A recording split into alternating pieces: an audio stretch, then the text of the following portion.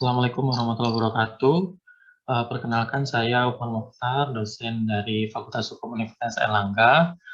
Kebetulan saya mengajar salah satu mata kuliah yaitu Hukum Agraria, yang mana Hukum Agraria ini merupakan salah satu mata kuliah wajib di Fakultas Hukum, tidak hanya di Universitas Airlangga, tapi juga Fakultas Hukum di seluruh Indonesia.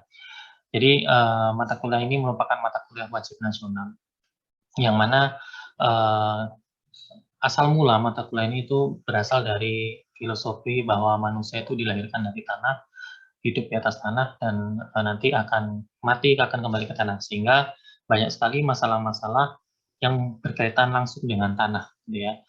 Nah, di dalam mata kuliah ini, itu kita memiliki rencana pembelajaran semester dan juga capaian pembelajaran, yaitu mahasiswa nantinya mampu untuk memahami dan mengaplikasikan teori, prinsip, doktrin yang berkaitan dengan pertanahan, sekaligus memberikan solusi penyelesaian sengketa terkait dengan tanah yang ada di Indonesia.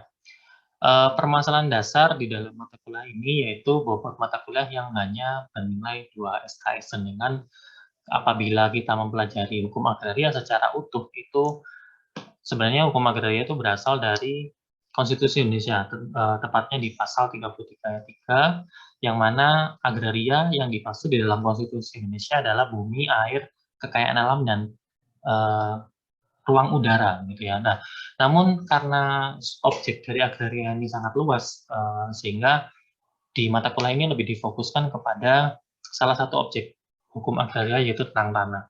Nah, tanah di sini uh, tidak hanya bicara mengenai apa itu tanah, objek-objek tanah, tapi juga bagaimana pengaplikasian di dalam masyarakat. Gitu. Misalnya, dari awal perkuliahan, mahasiswa biasanya kami berikan tugas, gitu, tugas untuk mencari tanda bukti hak atas tanah, yaitu sertifikat. Jadi, nggak lucu gitu ya kalau semisal kita belajar agraria tapi tidak tahu sertifikat atas tanah misalnya. Nah, sehingga dari tiap semester kita mewajibkan mahasiswa itu untuk mencari sertifikat hak atas tanah, dan mereka akan melakukan analisis terkait dengan misalnya siapa subjek hak atas tanahnya, kemudian luasnya berapa, kemudian letaknya di mana, kemudian kewenangan-kewenangan apa yang dimiliki oleh pemegang sertifikat tersebut.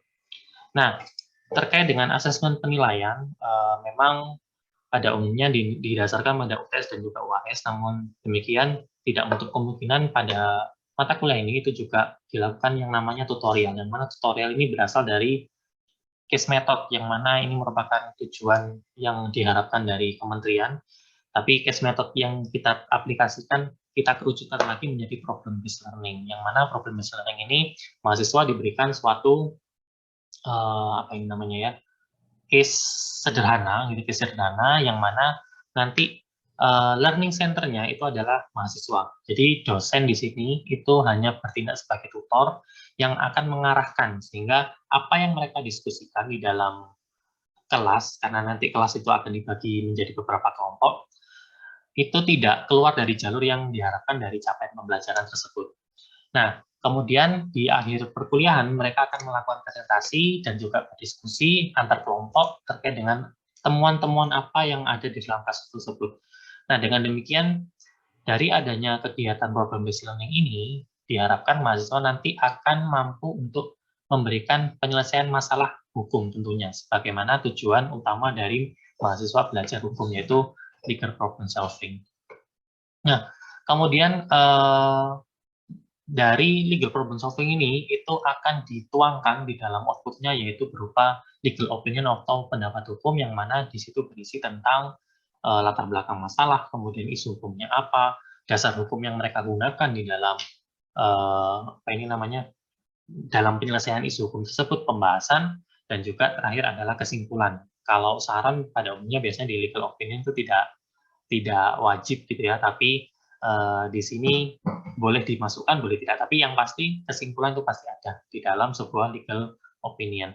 Kemudian terkadang memang apalagi di zaman pandemi ya, pandemi di Indonesia ini juga bisa dibilang ada berkahnya gitu ya. Jadi mau tidak mau dosen itu harus bisa melek teknologi, yang dulunya mungkin mengajar hanya menggunakan papan tulis, tapi semenjak adanya pandemi ini dipaksa untuk kita mampu untuk melakukan penyesuaian gitu ya, atau kenormalan baru mungkin kalau zamannya di akhir-akhir 2021 gitu ya.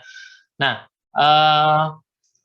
dari adanya pandemi ini ya memang ada untungnya gitu ya. Kita bisa belajar di mana saja, kapan saja gitu ya, tidak terikat mahasiswa harus datang ke fakultas untuk mendengarkan kuliah gitu ya. Jadi di rumah masing-masing mereka dapat melakukan kegiatan belajar mengajar ini.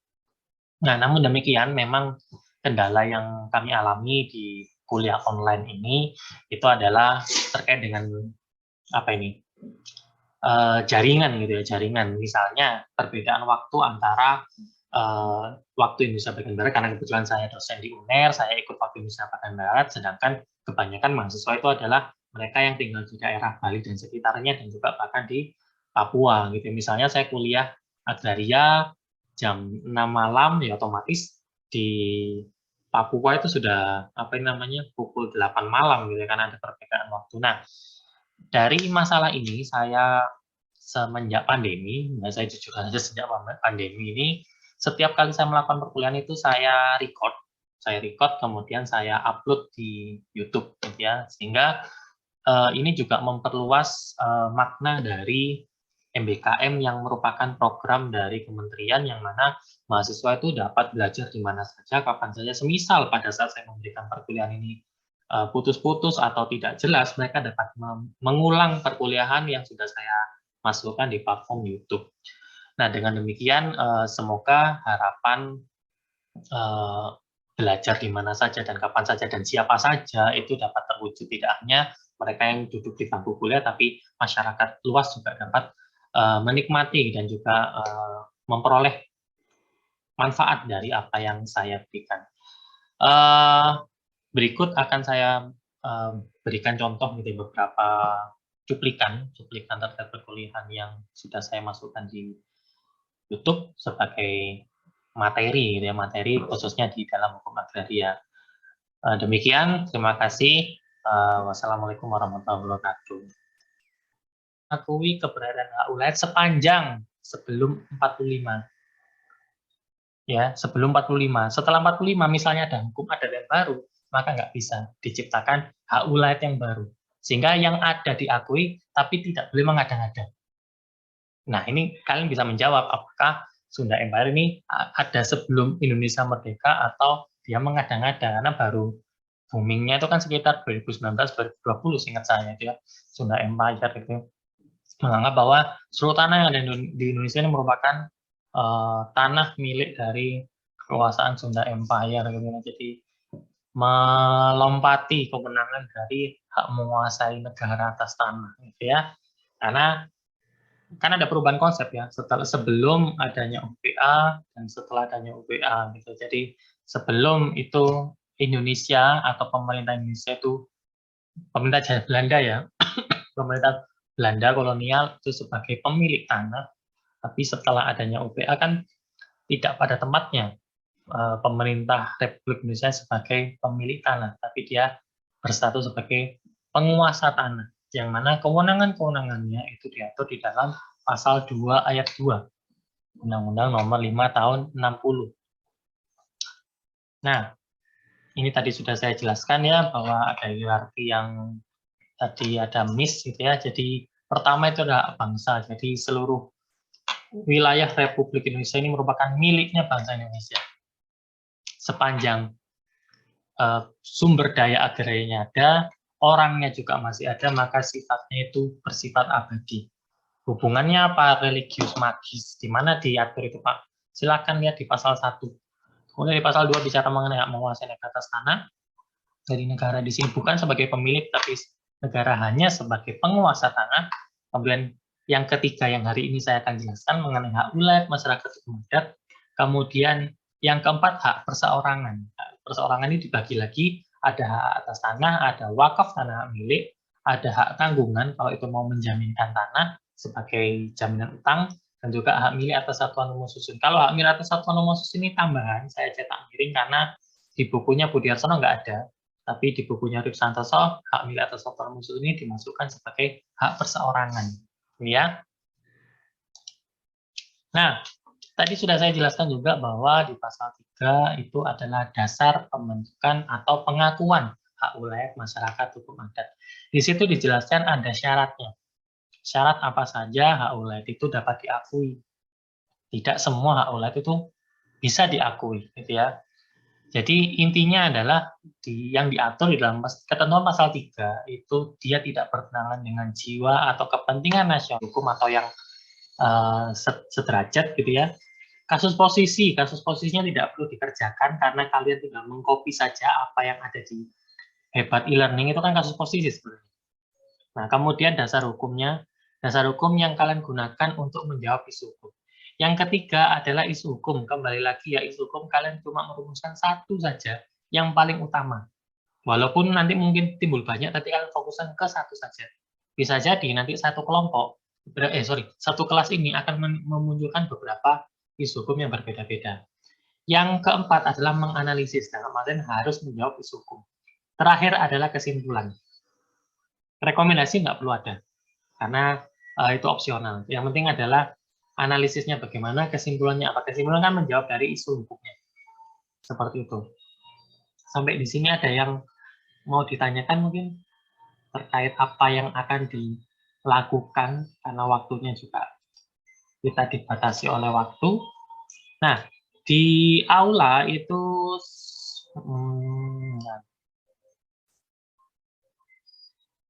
mana itu saya ngasih soal tutorialnya. Oh ini. Nah, ada 2 tutorial, tapi kelompoknya Titi Aisyah. Atau yang mewakili? Isu hukum yang kami angkat, apakah surat SK surat keterangan status tanah tertanggal 24 Mei 2006 yang dikeluarkan oleh Kepala BPN telah sesuai dengan peraturan perundang-undangan yang berlaku? Berarti hanya berkesesuaian aja ya, dengan aturan perundang-undangan gitu. Iya Pak, sebenarnya bingung gitu Pak. Oke, saya kembali ke kelompoknya Mas Arfid. Sudah ada rumusannya? Iya, sudah Pak, mohon maaf. Apa?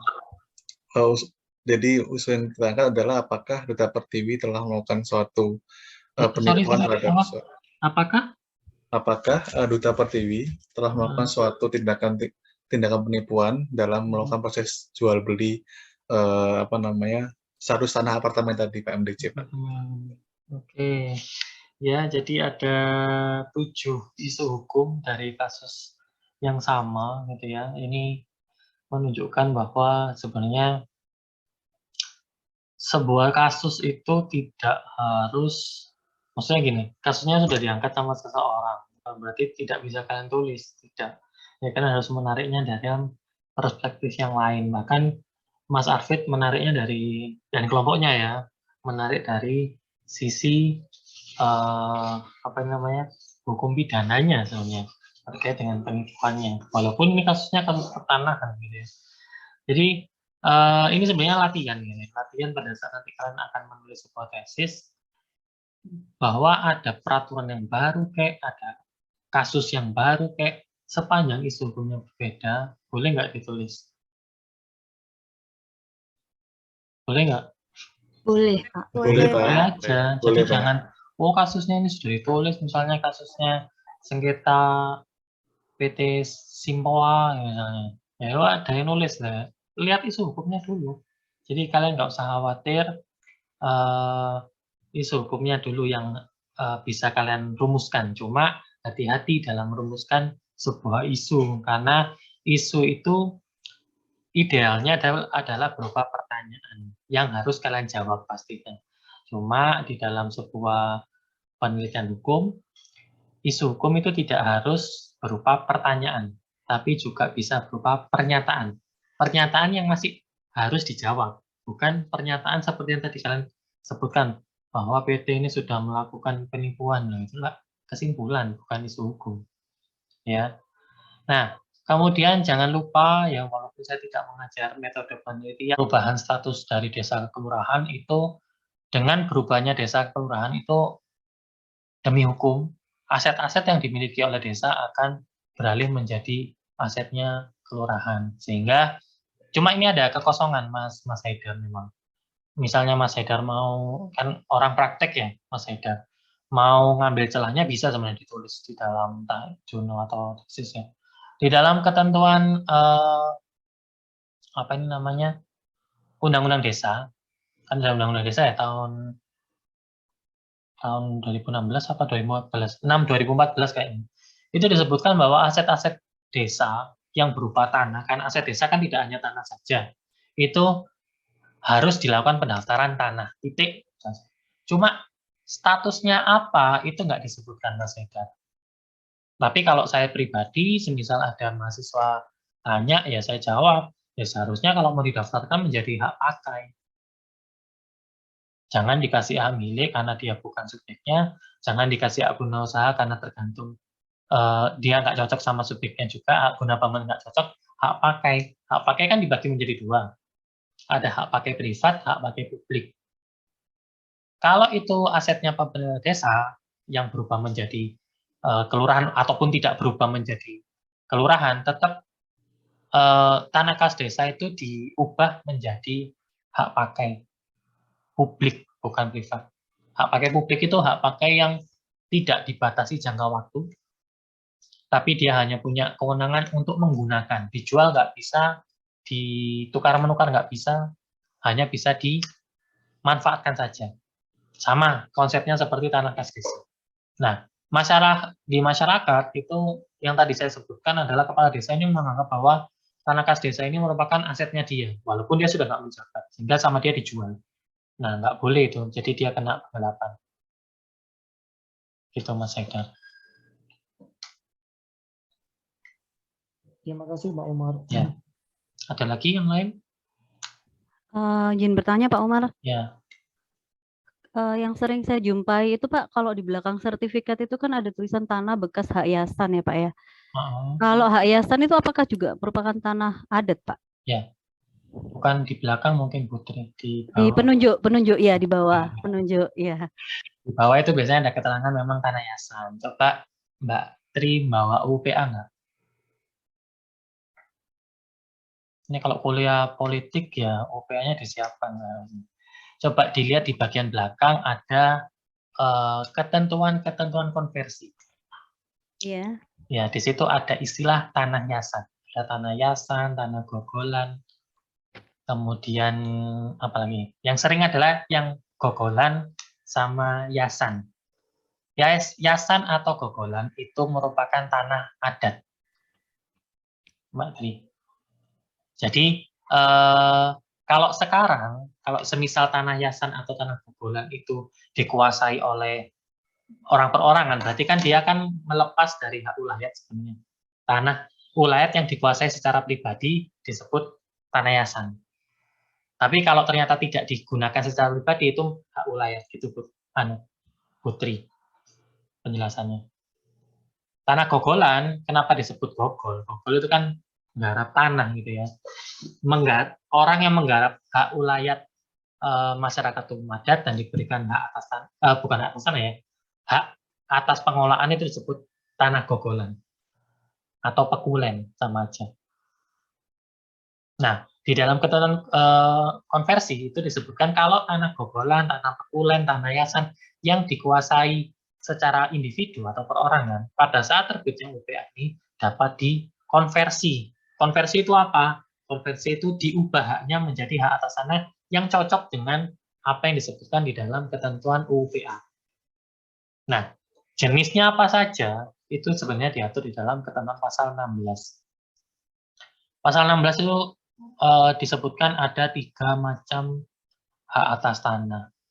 Apa dia tetap misalnya katakanlah dia udah hak milik ya, terus karena tadi dia belum 50%, jadi dia tidak bisa mendapatkan izin lokasi. Nah, apakah dengan 149% tanah ini dia bisa mendapatkan izin lokasi tetapi dengan peruntukan yang berbeda? Lalu pertanyaan yang kedua saya itu adalah mengenai apa tadi yang syarat tadi itu yang kepada pihak lain yang ini Pak ya, apa melepaskan izin lokasi kepada pihak lain yang sejenis perusahaannya, katakanlah gitu. Nah, itu katakanlah misalnya tidak ada perusahaan lain yang ingin berinvestasi atau ingin mendapatkan izin lokasi, itu nanti implikasi hukumnya seperti apa, Umar? Oke. Siap, terima kasih. Ya, Mbak Tri sekalian mungkin mau bertanya. Oh enggak Pak, saya cuma mau nanya, untuk izin lokasi ini sama IPPT itu apakah dibersamakan ya Pak ya? IPPT kepanjangannya apa? Izin penggunaan pemanfaatan tanah itu loh Pak. Izin perubahan. Perubahan penggunaan tanah. Ya. Kalau IPPT bukan dalam tataran izin lokasi. Beda fungsinya beda untuk digunakan. Kalau izin lokasi ini untuk memperolehnya, kalau IPPT kan untuk mengubahnya.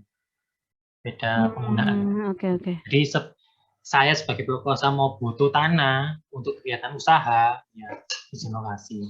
Tapi kalau IPPT kan saya sudah punya haknya, saya mengubah aja. Gitu Putri. Oh. Oke.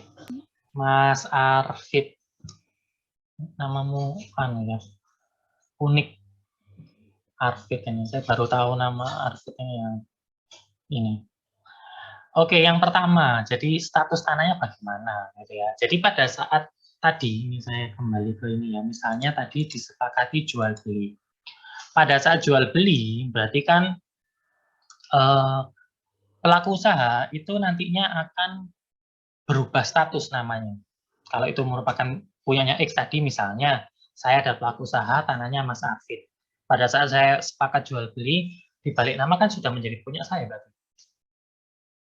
Nah, terus pertanyaan bagaimana statusnya kalau ternyata itu 49% belum sampai 50%, apakah kegiatan usaha saya boleh dijalankan?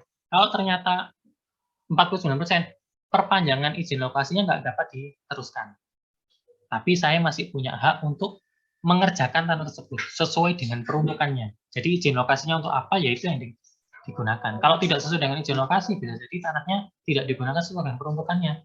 Dapatkan hak atas tanahnya dapat dicabut. Gitu. Nah, pertanyaan yang kedua, kalau ternyata tanah tersebut itu nggak mau gitu ya pelaku usahanya, karena 49% rugi lah kalau saya ngelola ini, malah nggak dapat untung, saya tambah rugi misalnya. Bagaimana kalau ternyata saya mau mengalihkan kepada pihak lain, ternyata pihak lain itu tidak ada, atau pelaku usaha sejenis tidak ada.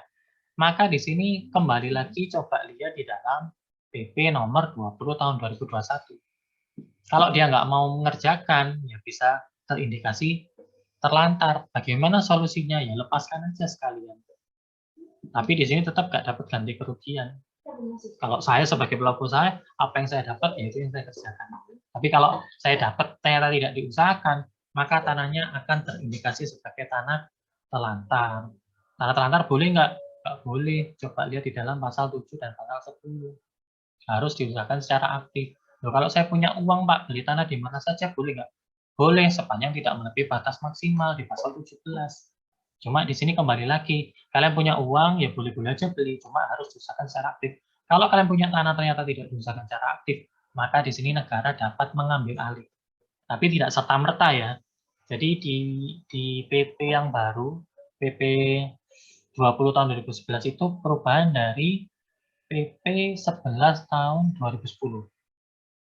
Nggak asal tiba-tiba dicabut, tidak, karena masih ada prosesnya.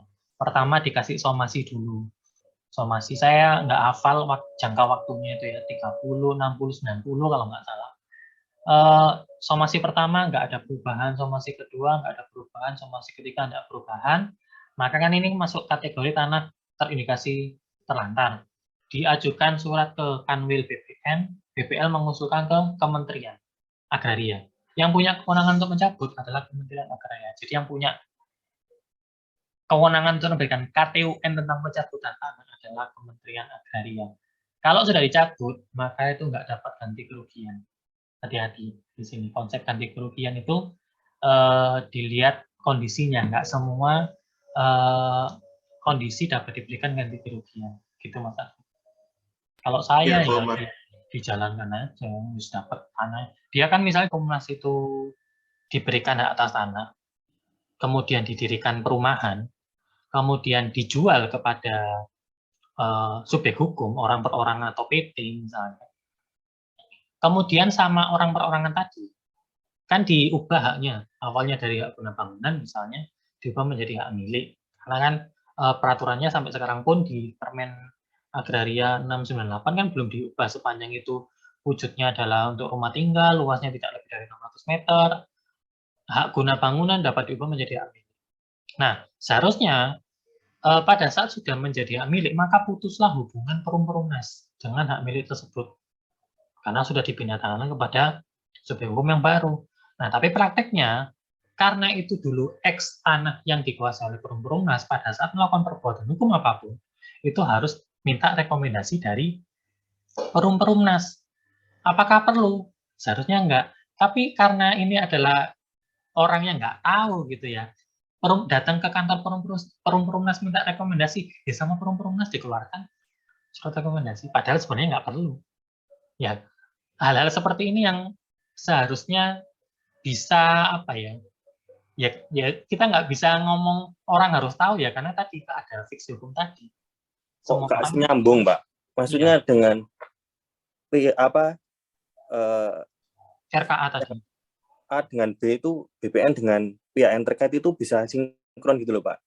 Kok nggak bisa ada? Padahal kan sama-sama badan dari negara itu, Pak. Kok nggak ada nyambungnya gitu loh, Pak? Terus gini ya, ini tambah ngetoki bobrokin negara Indonesia. Nggak usah antar instansi. Di dalam satu lembaga yang sama, itu aturannya bisa beda. Maksudnya itu yang ada di otaknya mereka itu beda. Aturannya podo padahal. Itu peraturannya beda. Loh, nggak bisa. Coba tanya ke sana, jawabannya kok beda. Soalnya gini, Pak. Jadi BPN itu minta harus ada OSS. Sementara dari OSS sendiri yang mengajukan OSS itu harus memiliki, kamu itu mau usaha apa? Misalnya mau peternakan ayam atau untuk perkebunan atau bagaimana, kamu harus ada gitu loh, Pak. Sementara kan kita beli kan belum tentu merencanakan itu untuk digunakan untuk apa gitu loh, Pak. Jadi padahal kita sebagai sudah pembeli kan nggak ngurusin itu ya. Nah, pihak pembeli itu harus membuat OSS itu, jadi pembeli itu harus tahu nanti rencananya untuk pembelian tanahnya itu untuk digunakan untuk apa gitu loh, Pak. Sementara kan kita sebagai pembeli kan nggak mungkin tahu, Pak, itu harus dibuat peternakan ayam, bisa buat perkebunan atau bagaimana. Nah, terus pertanyaan lagi, Pak, penjual itu kan penjual itu kan ingin menjual bidang tanahnya, Pak, tapi kan dipersulit dengan cara itu. Nah, itu gimana ya, Pak? Penjual kok sudah punya tanah, sudah mengelola tanah itu, kemudian ingin menjual kok masih harus dipersulit dengan pembeli itu harus begini-begini gitu loh, Pak, ceritanya. Ya, kalau misalnya tadi yang dicontohkan Mas Jonathan untuk usaha peternakan atau perkebunan, sebenarnya kan masih masuk dalam kategori pertanian sebenarnya. Iya. Pertanian dalam arti luas ya, dalam artian luas. Jadi pertanian, peternakan, perikanan, perkebunan. Nah, tapi kalau ternyata pertanyaannya adalah bukan itu, apakah untuk peternakan atau untuk perumahan, nah itu pabrik yang atau lain, ya, gitu, Pak. itu yang tanda tanya. Tapi kalau masih dalam kategori satu bidang yang sama, kalau menurut saya sih ya bilang aja untuk usaha pertanian, karena dalam arti luas. Jadi ya BPN itu ya kamu buat aja wis pokoknya isi asal, kan nggak mungkin toh, Pak. Kita kan belum tahu ini tanah bakal digunakan untuk apa gitu. Ya, nah dari situ kita kan pertama kita nggak bisa ngasal, kedua kalau kita ngasal pasti kan ke depannya jadi masalah kan, Pak, ya, untuk pajak-pajaknya. Nah itu kan jadi karena nggak ada OSS nggak bisa jual beli, itu gimana, Pak, ya? Ya pokoknya awuren gitu maksudnya kantor pertanian. Iya, Pak. Biasanya kan tergantung dari Ngapunten ikut ini juga. Ya, setahu saya itu kan biasanya kan tergantung dari izin tata ruangnya ya, kan setiap daerah kan dia kan ada masing-masing perbedaannya. Contohnya kayak tanah ke tanah sawah. Setahu saya itu di daerah Pasuruan tuh memang ada namanya sawah dilindungi dia. Sawah apa? Ya tanah hijau itu. Dilindungi. Jadi sawah dilindungi dia nggak bisa. Kalau katakanlah mau dijual dia nggak bisa. Karena bisa. memang bisa untuk satu daerah setempat situ atau pegawai negeri. Itu kalau bisa dioperkan jual beli. Kalau tanah sawah kan dia berkaitan sama dengan absente biasanya. Ya, kalau tanah sawah kan absente tadi. Ada absente, kalau katakanlah dibeli sama orang luar kecamatan, memang dia harus mengembalikan dengan jangka waktu 6 bulan. Setahu saya loh ya.